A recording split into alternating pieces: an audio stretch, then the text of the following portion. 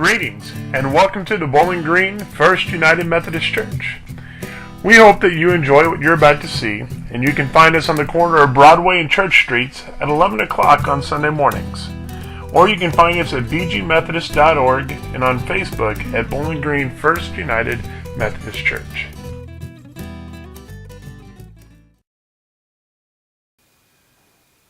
Alright, so what is the best meal that you can ever remember having? Now think about that for a second. Now think about what's good. Now think about what it was that made that meal so very good. What was it that was so good about it? Let that kind of sit there for a second, because I want to tell you about one of the meals that I had that I remember the most to this day. It was so absolutely wonderful. Now, it took place around here, and this was when I was, the summer I turned 14, and I was backpacking with Scouts at Philmont Scout Ranch down in New Mexico in the Rocky Mountains. Now, the picture on top that you can see is all of us sitting up on top of the mountain before we came down into base camp on our very last day on the trail. And then the picture on bottom is all the guys in our crew that are ahead of me. I stopped so they could get ahead and I could take a picture of them as we're about, a mile or so outside the base camp as we are making our way down in there. Now, we had been on the trail for about 10 days. We'd done just over about 100 miles or so backpacking, which was the farthest any of us had ever backpacked in our lives before. And so we came in, there were some things that we wanted to do when we got in there.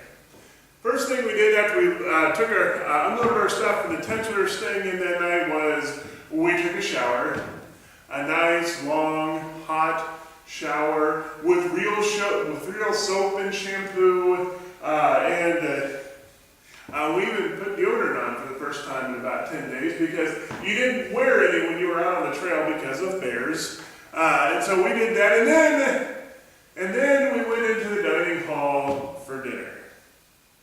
Now, you have to know that they keep track of who all it is that's coming in off the trail that day. And so we come in and we are making our way through the line and we set our trays down, and they start to put food on our trays. Now, dinner that night were hamburgers and fries. Now, I don't know how much food they actually put on there, but I think there was about a side of beef's worth of hamburgers on my plate.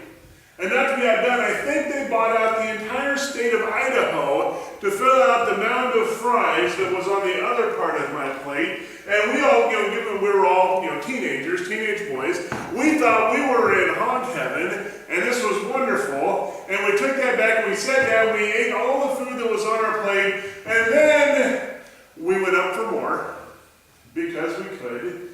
And we finished it off with dessert, and to this day, they are still some of the very best ice cream cones that I've ever had. Now, if you caught that in there, that was cones, plural. I did have more than one of them that day. Now here's the thing. It's not that this was the best prepared food that we'd ever had.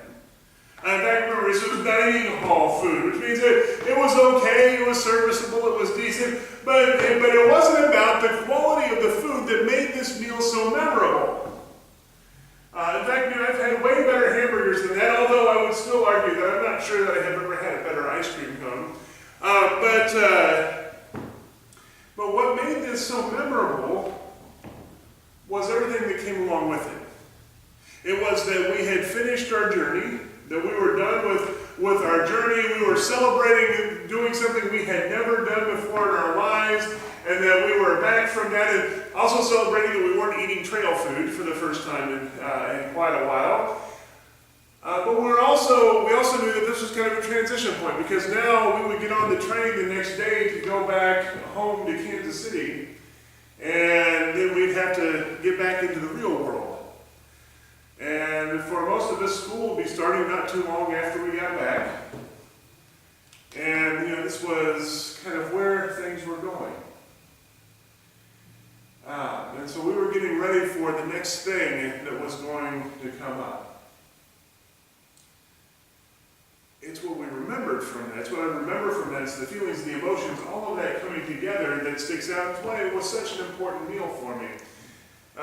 Paul writes, in our reading out of 1 Corinthians for today, he says this. This is in verse 23. He says, I received the tradition from the Lord, which I also handed on to you. On the night in which he was betrayed, the Lord Jesus took bread. Paul writes that he received a tradition. And that tradition, and it was that tradition that he was passing on. And this really gets us to the point of what Paul is doing, because Paul is laying out for us here in 1 Corinthians his thesis on communion, on what it means to come and receive and to take part in the Lord's Supper. And he is laying it out there for us, and he starts it really in verse 17, but we get into what we are, the part we're most familiar with in verse in our reading for today. And it really is, for Paul, it is not about the food at all. It's not about the specifics of what it is that you are eating that is important. In fact, he tells the folks in the church in Corinth at one point, he says, if you are coming to the Lord's Supper to eat a meal, don't do it. Eat it at home instead. That's not why you are coming here for food. Or at least for that kind of food. Because Paul goes on. He picks up where he left off, and he said, this is my body which is for you. Do this to remember me. He did the same thing with the cup after they had eaten, saying, this cup is the new covenant in my blood. Every time you drink it, do this to remember me. Because Paul knows that what is happening is something bigger than just sitting down and having some bread and some wine, or in our case, juice. It's not about the food itself, but it's about something far more than that. John Wesley, in his sermon on the duty of constant communion, which is where I'm kind of basing all of this off of this morning, as we are on Worldwide Communion Sunday, where we are joining together with folks from all around the world to celebrate communion today. Wesley in his sermon writes this. He says, as our bodies are strengthened by bread and wine, so are our souls by these tokens of the body and blood of Christ. When we receive a communion, the tradition that Paul was handing on is soul food. Just as we feed other parts of our body, we also have to feed our souls, just like we eat food for nourishment and sustenance. Now, granted, I don't know that hamburgers and french fries can be called nourishment, but they sure are sustaining. But they feed our bodies. And we read books, we go to classes, we talk to other people, we do all those things so that we can feed our minds. So we've also got to feed our souls. Now for each of us, this may look a little bit different, but as a church, as a community of faith, we come together to do this. And the most important way we do this, so we can feed our souls by coming together, is in communion. Because this is where we can come together as a church and as a community, because we cannot be fed alone. And this is one of the biggest points that Paul is making in this thesis, is that we have to come together. And this is also one of the biggest points that Wesley makes, that you've got to come and do it. You've got to come, join with other people, and share in the Lord's Supper to receive that soul food. He even argues against so many objections that were made of folks that the things that they were saying that would seem to preclude them from coming and receiving communion, like they didn't think they were good enough. Or they said, well, if we celebrate it too much, it's going to lose its meaning. Now, that may be true if I were eating M&Ms, because nothing tastes quite so good as an M&M, as a bag of M&Ms, if I haven't had one for 3 or 4 months. They taste great. But how many of you have ever had the experience of eating too many carrots, such that they stop nourishing you at a certain point? That doesn't happen, right? The good stuff is always nourishing. It is always good to eat. That's one point that Wesley is making. The soul food, the things that feed our soul, should always be the place that we go, no Because communion is the place that we start. Even if every time we come to the table we don't receive communion, it is a part of who we are as a community of faith, and that is important. Because it is what forms us and shapes us. And Wesley would argue that it should be at the very center of our lives and be something that we do constantly, not just as we are required to do it or whenever we think about it. Well, for Wesley, the biggest question is this. What is here? What is in the center? Because this is what makes church different. This is what makes church different from other religious organizations and other secular organizations, for that matter, is that we have this at its center. If our church were built around a pastor or a building or a particular style of ministry or worship or any of those things, then we are going to struggle and we are very possibly going to fail. Because we are going to have disagreements and differences and things that divide us. Even with communion at the center, we're still going to have those things. But if we don't have anything that draws us back together, then we're going to be in trouble. If we are built on any of those other things, then we are going to fall apart. Successful churches and successful organizations have figured out that you have to have something that brings you together in order to make it through times of differences and divisions and disagreements. And for us as a community of faith, we don't have to work on that because it is already in the center of who we are. It is already baked in to who we are as a people of faith. Christ himself commands us to come and share at this table because he knew this was what we would need in order to be able to work through our differences and our troubles and our struggles that we are going to face. When we are built around communion, this is what feeds our souls. And those things that divide us and mark us as different become subordinate to the work of Jesus Christ in the sacrament of communion. We celebrate communion because it's what lets us be church. Even in the face of things that break us down, because Christ is at its center. And because when we can do that, then we can go from the table and say, we'll work out the rest because our center is right. Go this week and read what Paul has to say on communion. That's the rest of chapter 11, 1 Corinthians chapter 11. But also take a longer look at just 1 Corinthians in general, because Paul is speaking to a divided church. See the divisions that were a part of that church in Corinth and how Paul is working to bring them back together. And when folks ask me, say, why do you do that communion thing? Because it is a very weird, strange, unusual thing that we do that lots of other folks don't really understand.